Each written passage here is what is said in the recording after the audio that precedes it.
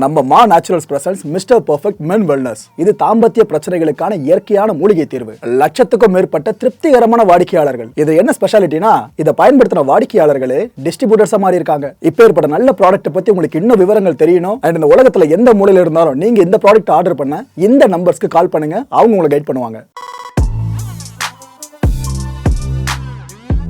வணக்கம். Big topic with Karthik Maikumar. Adani வீட்டில் கல்யாணம் நடந்திருக்கு. இந்த விஷயம் தெரியுமா? எதுக்கு ஸ்பெசிஃபை பண்ணி அவங்க வீட்டு கல்யாணத்தை பற்றி பேசுகிறேன்னா, அம்பானி வீட்டு கல்யாணத்தை இந்தியா முழுக்க எல்லாருமே திரும்பி பார்த்தோமா? அவ்வளோ கிராண்டியராக பண்ணாங்களா? உலகத்தில் வேறு யாருடைய கல்யாணம் பண்ணிட முடியுமான்னு நம்மளை யோசிக்க வச்சிட்டாங்களே, அவ்வளோ கிராண்டாக நடந்துச்சு. ஆனால் அம்பானி வீட்டு கல்யாணத்தில் கிராண்டியர்ன்ற வார்த்தையே கிடையாது. அந்தளவுக்கு சட்டிலாக பண்ணி முடிச்சிருக்காங்க. பணத்துக்கா பஞ்சம் அவங்களுக்கு. ஆனால் எப்படி நடந்துருக்கு கல்யாணம், இதை பற்றி தான் முழுக்க பேச போகிற நிகழ்ச்சிகளை போகலாம்.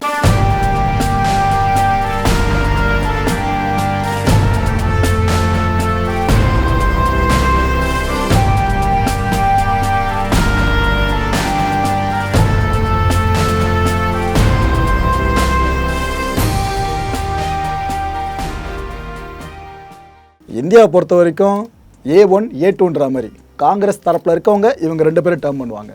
ஆனால் மற்றவங்களாம் ஏன்ப்பா விவிஐபியில் A1 A2னா இவங்க தான்ப்பான்னு இன்னொரு பக்கம் இருக்கவங்க டேர்ம் பண்ணுவாங்க. அந்த ரெண்டு ஏக்கள் வேறு யாரும் இல்லை. ஒருத்தர் முகேஷ் அம்பானி, இன்னொருத்தர் கௌதம் அதானி. இந்த அம்பானிஸ் அதானிஸ் சர்வதேச வர்த்தகரங்களை இந்திய பிஸ்னஸோட முகங்கள், அதில் மாற்றுக்கிறதே கிடையாது. நமக்கு பிடிச்சிருக்கோ இல்லையோ, இதுதான் உண்மை. இந்த அதானி சொன்ன பார்த்தீங்களா, அவரோட யங்கஸ்ட் சன்னை தான் இங்கே நீங்கள் பார்த்துட்ருக்கீங்க. இவர் பேர் ஜீத் அதானி, கௌதம் அதானியோட பையன். இவர் இந்த அதானி ஏர்போர்ட்ஸ் இருக்குல்ல, இதுக்கான டிரெக்டருங்க. இப்போதைக்கு கரண்ட்டில் இருக்க பொசிஷன் அதான் இருக்குது. அது மட்டும் இல்லாமல் 6 சர்வதேச விமான நிலையங்களை ஃபுல்லாக மேனேஜ் பண்ணுறதும் இந்த பர்சன் தான். இந்த ஜீத் அவர்களுக்கும் இவங்களுக்கும் இடையில சமீபத்தில் நிச்சயதார்த்தம் நடந்து முடிஞ்சது. இவங்க வேறு யாரும் இல்லை, தீவா ஜெய்மின் ஷா, வைர வியாபாரின்னு சொல்லுவாங்க. அந்த சைட்லாம் செம்ம ஃபேமஸ்ஸு. இன்ஃபேக்ட் குஜராத்லேருந்து வர பல பேரும் இந்த பிஸ்னஸை குலத்தொழிலாக வச்சுருப்பாங்க. அதில் ஒரு பேர் சொல்கிற ஒரு நபருங்க, அவர் பேர் ஜெய்மின் ஷா. அவரோட மகள் தான் ஜீத் அவர்களுக்கு திருமணம் செய்ய நிச்சயதார்த்தம் கடந்த 2023 மார்ச் 14 நடந்து முடிஞ்சது. இப்போ மேரேஜ் சார்ந்து பேச்சு வளர்த்துட்டே இருந்துச்சு. டேட்டை மட்டும் எப்போன்றது தெரியல ஆரம்பத்தில் எல்லாருக்கும். திடீர்னு பார்த்தீங்கன்னா கல்யாணமே முடிஞ்சிருச்சு. February 7 இவங்க மேரேஜே நடந்து முடிஞ்சிருச்சு. என்ன ப்ரோ, அதானி வீட்டு கல்யாணம்னா பயங்கர கிராண்டாக பண்ணுவாங்களே, என்ன பெருசாக இன்ஃபார்மே இல்லாமல் பண்ணியிருக்காங்க அப்படின்னா, இதுதான் யாருக்குமே புரியல. ஒருவேளை அம்பானி அப்படி தான், அதானி இப்படி தானா, இப்படிலாம் பல பேர் நினைக்க ஆரம்பிச்சிட்டாங்க. இந்த ஜீத் திவாவோட வெட்டிங் இருக்குல்ல, இது ரொம்ப ட்ரெடிஷ்னலாக இந்த குஜராத்தி பாரம்பரியம் இருக்குது பாருங்கள். அதன் வழியில் ஜெயின் ட்ரெடிஷன்ஸை பேஸ் பண்ணி ஃபுல்லாக நடந்து முடிஞ்சிருக்கு. இந்த அதானி டவுன்ஷிப் இருக்குல்ல, குஜராத்தோட அகமதாபாத் சாந்தி கிராமில், இங்கே தான் இந்த திருமண வைபவ நிகழ்ச்சி. நமக்கு கிராண்டு பார்க்க இது, ஆனால் அதானிக்கு இருக்க பணத்துக்கு சிம்பிளான மேரேஜாக இது நடந்திருக்க மாதிரி தெரியுது. இந்த ஃபோட்டோஸ்லாம் வெளிவராமே இருந்துச்சுங்க. அந்த ஒரு குறைய அதானி அவர்களே போக்கிட்டாங்க. அதானி அவர்கள் அந்த திருமண புகைப்படங்களை முறையாக வெளியிட்டிருக்காரு. என் பையனுக்கு கல்யாணம் ஆயிடுச்சிங்க அப்படின்ட்டு. இவ்வளோ தான் எல்லா அறிவிப்பும், இவ்வளோ என் பையனுக்கு கல்யாணம் ஆயிடுச்சு அப்படின்ட்டு. அதை அவர் என்ன சொல்கிறார் அந்த பதிவுலன்னு பார்த்தீங்கன்னா, கடவுள் கிருபையால் திருமணம் நல்லபடியாக முடிஞ்சிருச்சு என் பையனுக்கு. இது ரொம்ப ஆடம்பரம் இல்லாமல் சட்டிலாக நடந்த ஒரு மேரேஜ் தானே அவரே சொல்கிறாரு. அதுவும் குடும்ப உறவுகள் இருக்காங்களே, இவங்களே நாங்கள் எல்லாரையும் கூப்பிடல, லிமிட்டடாக மட்டும் தான் கூப்பிட்ருக்கோம். ரொம்ப ப்ரைவேட்டாக நாங்கள் நடத்தி முடிச்சிட்டோங்க. ஃப்ரெண்ட்ஸை கூட நாங்கள் இன்வைட் பண்ணல இந்த ஒரு வெட்டிங் ஃபங்க்ஷனுக்கு. இதுக்காக என்ன எல்லோரும் மன்னிச்சிருங்க, என்னால் யாரையுமே இன்வைட் பண்ண முடியல பெருசாக. இருந்தாலும் மணமக்களுக்கு உங்களோட ஆசீர்வாதம் தேவைப்படுது. ப்ளீஸ் எல்லாருமே அவளை மனதார வாழ்த்துறீங்களேன் அப்படின்னு ஒரு தகப்பனா அவர் இந்த ஒரு ரெக்வெஸ்ட்டை மக்கள்கிட்ட முன் வச்சுருக்காரு. ஓகே.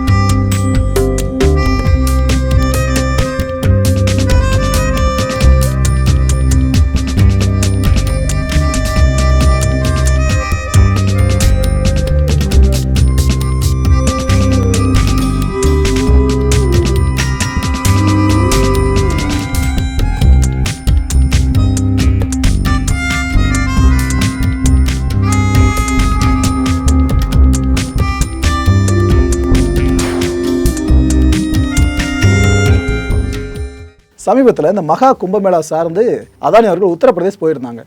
போன அவர் அங்கே பக்தர்களோட பக்தராக மாறி அங்கே இருக்க பல பேருக்கு அன்னதானங்களை ப்ரொவைட் பண்ணது, அதுக்கே எவ்வளோ செலவு பண்ணான்னு தெரியல, பல பேருக்கு அன்னதானம் போட்டிருந்தாங்க. அங்கே வர மக்கள் நலன் சார்ந்த சில விஷயங்களை அவங்க இன்சிஸ்ட் பண்ணுறதுக்கும் சில இனிஷியேட்டிவாக எடுத்திருந்தாங்க. அந்த டைமில் தான் ரிப்போர்ட்டர்ஸ் போய் கேட்டாங்க, என்ன சார் வந்துட்டீங்களா ஒரு வழியாக நீங்களும் கும்பமேளாவுக்கு, ஏதோ பையனுக்கு கல்யாணன்ற மாதிரி பேச்சு அடிப்படுது சார் உண்மையா அப்படின்னு கேட்கும்போது தான், ஆமாங்க அது கன்ஃபார்ம் தான் அப்படின்னு முறை அங்கே தான் ரிவீலே பண்ணார். அதுக்கப்புறம் தான் பல பேருக்கு தெரிய வந்துச்சு, ரைட்டு திருமணம் நடக்க போது போல இருக்குது அப்படின்ட்டு. ஆனால் திருமணம் நடந்து முடிஞ்சதுக்கப்புறம் ஃபோட்டோஸ் வீடியோஸ் செலிபிரிட்டி அவங்க வரோம் இவங்க வரோம் என்னென்னமோ அளப்பற கலப்பம் தான் எல்லாம் எதிர்பார்த்துட்டு இருந்தோம். அதில் எதுவுமே இல்லைன்றதா இதில் பெரிய சர்ப்ரைஸு. இதில் நம்மளாம் முக்கியமாக கவனிக்க வேண்டிய விஷயம் ஒன்று இருக்குங்க. என்னென்னா, இந்த திருமணம் நடக்கிறதுக்கு 2 நாட்களுக்கு முன்னாடி கௌதம் அதானி அவர்கள் ஒரு விஷயத்தை அறிவித்தாங்க. மங்கள் சேவா அப்படின்ற ஒரு ஸ்கீம் அறிவித்தாங்க. கவர்மெண்ட் தான் ப்ரோ ஸ்கீம் அறிவிக்குன்னு கேட்டிங்களா, காசு இருக்குது, இவங்க அறிவித்தாலும் ஸ்கீம் தான் பார்க்கப்படும். இது என்னென்னா, இந்த புதுசாக திருமணம் ஆகுதுல மாற்றுத்திறனாளி பெண்கள், இவங்களுக்கான ஒரு ஸ்கீமாக தான் இதை கொண்டு வந்திருக்காங்க. அதாவது இது போல் ஒரு பொண்ணுக்கு, மாற்றுத்திறனாளி பொண்ணுக்கு திருமணம் ஆகுது அப்படின்னா அவங்களுக்கு உதவித்தொகையாக 10 லட்சம் ரூபாய் கொடுப்பாங்களாம். இந்த ஒரு ஸ்கீமை கொண்டு வந்திருக்காங்க. ஒவ்வொரு வருஷமும் 500 பெண்களுக்கு இது போல் வழங்கப்படும்னு சொல்கிறாங்க. ஆனால் மாற்றுத்திறனாளி பெண்களாக இருக்கணும் அவங்களுக்கு திருமணம் ஆகிறப்ப. இந்த ஒரு ஸ்கீம் இருக்குல்ல, இதை ஜிட் டிவா ஜோடி இருக்காங்க பாருங்கள், இவங்க தான் தொடங்கியே வச்சாங்க. அறிவித்தது அதானி அவர்கள், ஆனால் தொடங்கி வச்சது அவரோட மகனும் மருமகளும். இன்னொரு விஷயமும் கௌதம் அதானி பண்ணியிருக்காருங்க. இப்போ நான் சொல்ல போகிற விஷயத்தை கேட்டதுக்கப்புறம், ப்ரோ இவர் ஹீரோவா வில்லனா அப்படின்னு பல பேருக்கு டவுட்டே வரும். என்ன பண்ணியிருக்கா அப்படி, 10,000 கோடி ரூபா, எவ்வளோ 10,000 கோடி ரூபாவை சோஷியல் ப்ராஜெக்ட்ஸ்க்காக அவருக்கு கொடுத்துருக்காரு, அனௌன்ஸ் பண்ணியிருக்காரு. இது முழுக்க இந்த ஸ்கூல்ஸு, மெடிக்கல் காலேஜஸ், ஹாஸ்பிட்டல்ஸ், இன்னும் நிறைய மக்கள் நலன் சார்ந்த திட்டங்களுக்கு பயன்படுத்திங்கன்னு இவர் அனௌன்ஸ் பண்ணியிருக்காருங்க. பெரிய மனசு தான், பணம் இருக்கிறது மேட்ரு இல்லை, பட் இவ்வளோ தூரம் கொடுக்கறது பெரிய மனசு தான்.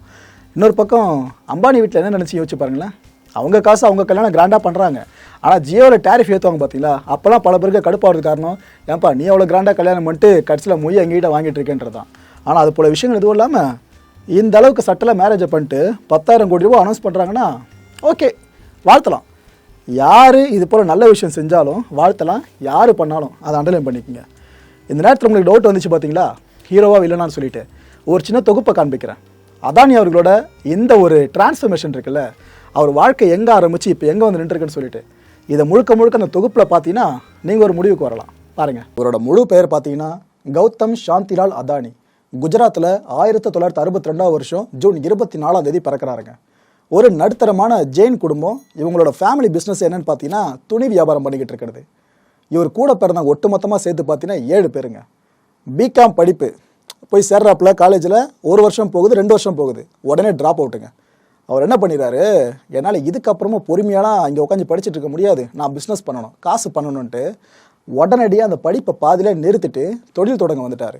இல்லை என்ன கொடுமைனா, இவரோட பரம்பரை தொழில் இருக்குல்ல அந்த டெக்ஸ்டைல் பிஸ்னஸ், இதில் அவருக்கு துளியும் ஈடுபாடே கிடையாதான். இதுக்காக தான் 1978 மும்பைக்கு குடிபெயர்றாருங்க. அங்கே போனவர் இந்த ஃபேமஸ் மகேந்திரா பிரதர்ஸ் இருக்காங்களே, அவங்களுக்காக வேலை செய்கிறாப்புல. எடுத்ததை சொந்த தொழில் கிடையாது, இன்னொருத்தருக்காக வேலை செஞ்சுருக்காரு. ஆனால் அந்த வேலை வேறு லெவல் வேலை. இந்த சின்ன கல் பெத்த லாபம்னாங்களே அப்பேற்பட்ட வேலை, வைர வியாபாரம். அதில் மகேந்திரா பிரதர்ஸ்க்காக கிட்டத்தட்ட 3 ஆண்டுகள் வரைக்கும் கௌதம் அதானி உழைச்சிக்கிட்டு இருக்காரு. ஒவ்வொரு நாளும் கடைசி நாளாக நினச்சிக்கிட்டு எல்லா நுணுக்கங்களையும் கற்றுக்கிறாருங்க. இந்த அம்பானி பிரதர்ஸில் எடுத்துக்கிட்டிங்க அப்படின்னா, முகேஷ் அம்பானிக்கு இருக்க பெரிய பலம் அவரோட அப்பா கூடவே ட்ராவல் பண்ணார். அதனால தான் அப்பா பிஸ்னஸில் என்னென்ன யுக்திகளாக கையாள்வாரோ எல்லாத்தையும் அவர் கற்றுக்கிட்டாரு. ஆனால் அவரோட தம்பி இருக்கார்ல அனில் அம்பானி, அவர் அப்பா கூட பெருசாக ட்ராவல் பண்ணலை. அதனாலே பிஸ்னஸ் ஸ்ட்ராட்டஜி அப்படின்றது அவரால் பெருசாக கற்றுக்க முடியல. அதோட ரிசல்ட்டை நம்ம இப்போ வரைக்கும் பார்த்துக்கிட்டு இருக்கோம். முகேஷ் அம்பானி மேலே போய்கிட்டு இருக்காரு, அனில் அம்பானி முடிஞ்சாலும் கீழே சரிஞ்சிக்கிட்டு இருக்காரு. கைது ஆகிற அளவுலாம் போச்சு அனில் அம்பானி, அதை கதெல்லாம் உங்களுக்கு தெரிஞ்சிருக்க நம்புறேன். இதே மாதிரி தான் இவருங்க. ஆனால் அவர் அப்பா கிட்ட அந்த பிஸ்னஸை கற்றுக்கல, மகேந்திரா பிரதர்ஸ் கிட்ட 3 வருஷத்துக்கு ஒர்க் பண்ணி ஒவ்வொரு நாளும் பிஸ்னஸ் சம்மந்தமாக எல்லா விஷயங்களையும் கற்றுக்கிட்டு ஒரு கான்ஃபிடென்ட்டை வளர்த்துக்கிட்டாரு. ஓகே, நாம் ரெடி ஆகிட்டோம், இதுக்கப்புறம் நம்ம தனியாக பிஸ்னஸ் பண்ணலான்னு சொல்லிட்டு அதே மும்பை பகுதியில் ஜவரி பஜார் அப்படின்ற ஒரு டைமண்ட் புரோக்கரேஜ் ஃபேர்மை கௌதம் அதானி ஆரம்பிக்கிறாரு. 20 வயசுலங்க 10 லட்சம் ரூபாய் சம்பாதிக்கிறாரு. இப்போ 10 லட்சம் ரூபாய்னு பெரிய விஷயம், அந்த காலகட்டத்தில் இது ரொம்ப பெரிய விஷயம். அவர் முதல்ல 10 லட்சம் ரூபான்ற லாபத்தை ஈட்டினது 20 வயசில். பல தொழில்களை தொடங்கினார் இதுக்கப்புறம். ஏன்னா வாட்டி நம்ம ஒரு பிஸ்னஸ் ஆரம்பிக்கும் போது தான் தயக்கம் இருக்கும். அதில் மட்டும் சக்சீட் பண்ணிட்டோம் அப்படின்னா நம்மளுக்கே கான்ஃபிடன்ட் நிறைய வந்துடும், 10 பிஸ்னஸ் ஆரம்பிக்கலாம் அப்படின்ற ஒரு தைரியம் வந்துடும். ஆனால் அது எல்லாருக்குமே கை கொடுக்காது, இவர் கை கொடுத்துருக்கு. எந்த பிஸ்னஸில் காலை வச்சாலும் அதானி மேலே போய்கிட்டே இருக்காரு. அதுக்கப்புறமா திருமண பந்தம்னு ஒன்று தேவைப்படும் பார்த்தீங்களா, பல் மருத்துவரான பிரீத்தி அப்படின்ற ஒருத்தவங்களை இவர் திருமணம் பண்ணிக்கிறாரு. இவங்களுக்கு 2 பசங்களும் இருக்காங்க. Adani group and Adani foundation உதயமாகுது. அதுக்கு முன்னாடி வரைக்கும் அதானின்ற பேர் இவரோட பிராண்டில் வராமல் இருந்துச்சு. இவர் எங்கெங்கெல்லாம் பிஸ்னஸில் கால் வைக்கிறாரோ எல்லா பிஸ்னஸும் மேலே போகவே அவர் பேர் குரூப்புக்கு வச்சுட்டாப்புல. இந்த சம்பாதிக்கிற பணத்தில் குறிப்பிட்ட தொகையை அறக்கட்டளைக்காக செலவு பண்ணணுன்ட்டு தான் அதானி ஃபவுண்டேஷனையும் உருவாக்கியிருக்காரு. சந்தை மூலதன மதிப்பில் இந்த மார்க்கெட் கேபிட்டலைசேஷன் சொல்லுவாங்க. இதில் இந்தியாவிலேயே 3வது பெரிய நிறுவனமாக உருவெடுத்து நிற்குது அதானி குரூப். இந்த பட்டியலில் முதல் 2 இடத்துல இருக்கிறது obviously Tata group and Reliance group. The Wolf of the Wall Street அப்படின்ற படம் பார்த்துருப்பீங்க நம்புறேன். இந்த வீடியோ பார்த்துட்டு இருக்கவங்க வேற லெவலில் இருக்கும். மற்ற காட்சிகளை விட்டுருங்க படத்தில். ஆனால் ஒரு ஆண்டர்பிரனர் அப்படின்னா எப்படி இருக்கணும், அவன் பிஸ்னஸ் சார்ந்து என்னென்ன ஸ்ட்ராட்டஜியெல்லாம் ஃபாலோ பண்ணனா அவன் அதில் ஜெயிக்க வாய்ப்பு இருக்குது. அதுன்னு பல விஷயங்களை அந்த படம் பார்த்து தெரிஞ்சுக்க முடியும். மார்க்கெட்டிங்னா இதானாப்பா அப்படின்னு அந்த படம் பார்த்து கண்டிப்பாக அவங்களுக்கு தெரிஞ்சுக்க முடியும். அந்தளவு வாய்ப்பேச்சுன்றது எந்தளவு வளருதோ அந்தளவு பிஸ்னஸில் லாபம் பார்க்க முடியும்னு அந்த படம் நம்மளுக்கு ஒரு பாடத்தையே கற்றுக் கொடுக்கும். அந்த படத்தில் வந்து ஹீரோ கேரக்டராக அதானியை பார்க்கலாம், எந்த மாற்று கருத்தும் இல்லை. வாய்ச்சொல் வீரர், கிண்டல் பண்ண நினைக்காதீங்க, உண்மையிலேயேங்க. ஒரு பிஸ்னஸ் மீட் நடக்குது அப்படின்னா, நெகோசியேஷனுக்காக நடக்குது அப்படின்னா, அதில் இவர் மற்றவங்களை நம்ப மாட்டாராம் பெருசாக, இவரே டேரெக்டாக உள்ளே இறங்க வரான். அதோட இன்வெஸ்ட்மெண்ட் வேல்யூ மட்டும் பார்த்துப்பாரான், எந்த அளவுக்கு முதலீடு வரப்போகுதுன்னு சொல்லிட்டு அதை மைண்டில் வச்சு தான் உள்ளே இறங்க வராங்க. இதில் ஒரு தரமான சம்பவத்தை உங்களுக்கு உதாரணமாக சொல்கிறேன். 2018 வருஷம் அதானி பவர் லிமிடெடுக்கும் உடுப்பி பவர் கார்பரேஷன் லிமிடெடுக்கும் இடையில ஒரு டீல். பெரிய டீல் இது. ஆக்சுவலாக மொத்தமாக கையகப்படுத்துகிற அளவுக்கு போன டீல் இது. 100 மணி நேரம் சளைக்காமல் பேசியிருந்திருக்காரு அதானி, டைரெக்டாக இறங்கி பேசியிருந்திருக்காரு. இது போல் இவ்வளோ அமௌண்ட் இல்லை, அது இது ப்ரொடக்ஷன் கமாடிட்டி அது இதுன்னு எல்லா விஷயங்களையும் 100 ஹவர்ஸ் வரைக்கும் பேசி அந்த டீலை ஓகே பண்ணாருங்க. இந்த 100 மணி நேரம் இவர் பேசினதுக்காக இவர் கிடைச்ச வேர்த் எவ்வளோ தெரியுமா அந்த டீலு? 6000 கோடி ரூபாய். இந்த நாயகன் படத்தில் டைலாக் வரும் பாருங்க, ஹார்பர் கா கிங் அப்படின்ட்டு. உண்மையிலேயே ஹார்பர் கா கிங்னா அதானி தான். இந்தியாவில் இருக்க மிகப்பெரிய துறைமுகத்துக்கு சொந்தக்காரர் இவர் தான். இந்த கவர்மெண்ட் கிட்ட பெர்மிஷன் கேட்கணும்னு சொல்லுவாங்கல்ல, துறைமுகத்தில் எதனா ஒரு சரக்கு வந்து இறங்குது அப்படின்னா, இவரோட போட்டு தான் இந்தியாவிலே பெருசு அப்படின்னா இங்கே யார்கிட்ட அனுமதி கோரப்படும்? உங்களுக்கே புரிஞ்சிருக்க நம்புறேன். ஒரு தனி கவர்மெண்ட்டாக தான் இவர் வளம் வந்துகிட்டு இருக்காரு. இந்த முண்ட்ரா போர்ட் அப்படின்னு சொல்லுவாங்க அந்த துறைமுகத்துக்கு பேர். சமீபத்தில் கேள்விப்பட்டிருப்பீங்களே, டன் கணக்கில் போதைப் பொருட்கள்லாம் இந்த போர்ட்டில் வந்ததாகவும் அங்கேருந்து தான் ஃபுல்லாக இந்தியா முழுக்க டிஸ்ட்ரிபியூட் ஆனதாகவும் இதுக்கு காரணமாகவே இவர் தான் இருக்கலான்னு கூட பெரிய குற்றச்சாட்டுலாம் எழுந்துச்சு பாருங்க. அதுக்கப்புறம் அது ஒடிலாம் போயிடுச்சு, அது வேறு விஷயம். அந்த வழக்கில் வச்சு பாருங்க பேர், அதே போர்ட்டு தான் இது. ஆக்சுவலாக கவர்மெண்ட் சார்ந்த சரக்குகள் இருக்குது பார்த்தீங்களா, 2 நாட்டு அரசாங்கங்களுக்கு இடையில நடக்கிற அந்த குறிப்பிட்ட வர்த்தகங்கள், இந்த கமாடிட்டிஸ் வந்து இறங்குற இடமாவும் முக்கியமான துறைமுகமாக திகழ்ந்துகிட்டு இருக்கிறது இதே முண்ட்ரா போர்ட்டு தான். ஆக்சுவலாக இந்தியாவில் இருக்க துறைமுகங்களை இவர் டார்கெட் பண்ணதுக்கு ஒரு ஃப்ளாஷ்பேக் இருக்கு ஒரு வாழ்க்கையில், அதுக்கு போயிட்டு வந்துடலாம். இது கொஞ்சம் இன்ட்ரெஸ்டிங்காக இருக்கும்.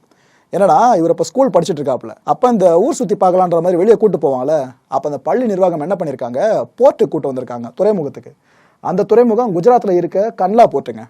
இந்த துறைமுகத்துக்கு வந்து அந்த சின்ன பையனாக இருந்த அதானி அந்த பிரம்மாண்டமான போர்ட்டை பார்த்துட்டு, ஒரு நாள் என்னோட வாழ்க்கையில் இதை விட பெரிய ஒரு போர்ட்டை நான் கட்டுவேன்ட்டு கிட்டத்தட்ட கேஜிஎஃப் பாணியில் தான் அப்படிதான் சொல்லணும், அந்த மாதிரி ஒரு முடிவை அந்த போர்ட்டில் நின்று எடுத்திருக்காராம். அந்த சின்ன வயசுலேயே பிஸ்னஸ் சார்ந்து இவ்வளோ பெரிய ஒரு ஆசை அவருக்கு இருந்திருக்கு. இந்த கனவை நோக்கியே நகர்ந்தவர் இந்தியாவோட மிகப்பெரிய போர்ட்டையே தனக்கு சொந்தமாக்கியிருக்காரு. இந்தியாவோட எந்த துறைமுகத்தில் என்ன பொருள் இறங்கினாலும் இவரோட அனுமதி வேணுன்ற மாதிரி தான் இப்போ லிட்டரலாக மாறிக்கிட்டு இருக்கு. அந்த அளவு இந்திய துறைமுகத்துறையில் கோலை வச்சுக்கிட்டு இருக்காரு. குடும்பத்தோடு நேரம் செலவிடுறதுல தனி கவனம் செலுத்துறவர் கௌதம் அதானி. ஏன்னா பிஸ்னஸ்னு ஃபுல்லாக சுற்றுவாங்க தொழிலதிபர்களாக. பார்த்தீங்கன்னா ஃபேமிலியை கூட சந்திக்க நேரம் இருக்காது. அப்பேற்பட்ட நபர்களுக்கு இவர் ஒரு முன் உதாரணம்னு சொல்லலாம். என்னப்பா அதில் தூக்கி பேசுகிறேன்னு நினைக்காதீங்க, ஃபேக்டை சொல்லிடுற, அதுக்கப்புறம் மக்கள் நீங்கள் எப்படினாலும் எடுத்துக்கலாம். இதில் என்ன பண்ணுவாப்லையா, முக்கியமான பிஸ்னஸ் டீல்ஸ்லாம் இருக்குல்ல, அதை தன்னோட சகாக்கள் இருக்காங்க பாருங்க ஆஃபீஸில், தனக்கு கீழே இருக்கவங்க, அவங்ககிட்டே டிஸ்கஸ் பண்ண மாட்டாராம். அட்வைசரி கமிட்டின்னு ஒன்று இருந்தாலும் அவங்ககிட்டையும் கேட்க மாட்டாராம். தினமும் மதியான சாப்பாடு லஞ்ச் அப்படின்றத தன்னோட குடும்பத்தினர் கூட மட்டும் தான் அமர்ந்து சாப்பிட வராங்க, வேற எங்கேயுமே வெளியே சாப்பிட மாட்டாராம். அப்படி ஃபேமிலி மெம்பர்ஸோட சாப்பிட்டுட்டு இருக்காருல உட்காந்து ஒரு பெரிய டேபிளில், அந்த டைனிங் டேபிள்லேயே ஒட்டுமொத்த பிஸ்னஸ் டீலும் எல்லாமே முடிஞ்சிருப்பாங்க. அந்த முடிவு முடிஞ்சிருமா. ஃபேமிலியில் இருக்க வேண்டிய கேட்பாங்களாம், இது போல் நான் இது பண்ணலான் இருக்கேன், அடுத்து நான் இந்த அளவு இன்வெஸ்ட் பண்ணலான் இருக்கேன், நீ என்ன நினைக்கிற அப்படின்னு குடும்பத்தில் இருக்க முக்கியமான தலைகள்கிட்டே கேட்பாராம். கை கழுவுற நேரத்தில், அதாவது சாப்பிட்டு முடிச்சு கை கழுவுறதுக்குள்ளேயே அந்த முடிவு எடுத்துகிட்டு வரான். ஓகே, இந்த டீல் நம்மளுக்கு ஒர்த்தாக இருக்கும், இது நம்மளுக்கு ஒஸ்ட்டாக இருக்கும், வேலைக்கு ஆகாது அப்படின்ற முடிவை அவர் கை கழுவுறதுக்கு முன்னாடி எடுத்துகிட்டு வரான். இது மாதிரி தான் அதானி குரூப் அப்படின்றது இவ்வளோ தூரம் பெருசாக வளர்ந்துருக்கான். முக்கியமான பிஸ்னஸ் முடிவுகள் எல்லாத்தையும் டைனிங் டேபிள் மேலே தான் இந்த மனுஷன் எடுத்திருக்காராம். இதை பற்றி அதானி ஒரு விஷயம் பதிவு பண்ணியிருக்காங்க, நான் அதையும் சொல்கிறேன். என்ன சொல்லியிருக்காப்புல, தொழில் அப்படின்றது வாழ்க்கையோட ஒரு பகுதி மட்டும்தான், அதுவே வாழ்க்கை கிடையாது. இந்த தொழிலை காரணமாக வச்சுக்கிட்டு குடும்பத்தோடு நேரம் செலவிடுறதை தவிர்க்கிறோம் அப்படின்னா அது இருக்கிறதுலே பரிதாபமான ஒரு விஷயம்னு சொல்கிறாருங்க. குடும்ப உறவை எதுக்காகவும் எப்பயுமே தொலைச்சிடாதீங்கன்னு சொல்கிறார். மக்களை இந்த கான்டென்ட்டை பொறுத்தவரைக்கும் என் மனசில் ஒரே ஒரு வினாதான் இருக்குது, அதுக்கான பதில்களை மட்டும் எதிர்பார்க்குறேன். ஆரம்பத்தில் சொல்கிற மாதிரி தான், அதானி இப்போ நீங்கள் பார்க்குறப்ப ஹீரோவாக தெரிகிறாரா வில்லனாக தெரிகிறாரா? அதுக்கான காரணம் என்ன? அண்ட் இந்த கான்டென்ட் முடிவில் இந்த புதுமண தம்பதியை மனதார வாழ்த்தவும் செஞ்சிருவோம். அடுத்த நிகழ்ச்சி சந்திக்கலாம். நன்றி, வணக்கம். வணக்கம் மாயம் ஸ்டுடியோஸ் நண்பர்களே. மாயம் ட்ரெண்ட்ஸ் அப்படின்ற ஒரு புதிய ஃபேஸ்புக் பேஜை ஓப்பன் பண்ணியிருக்கோம். நீங்கள் யூடியூப்பில் பார்த்துட்டு இருக்கீங்களா நம்மளோட கான்டென்ட்ஸ்லாம்?